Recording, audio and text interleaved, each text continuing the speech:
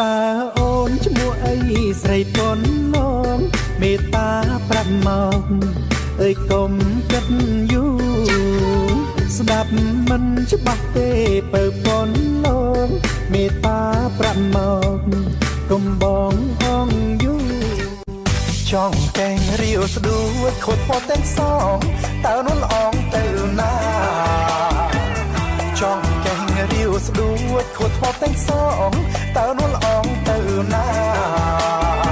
បងសូមសុខកែជីវ៉ាពេលភ្លេងគេចាប់ដើមចាក់ខ្លួនប្រានចាប់ដើមកាន់ត្រាំង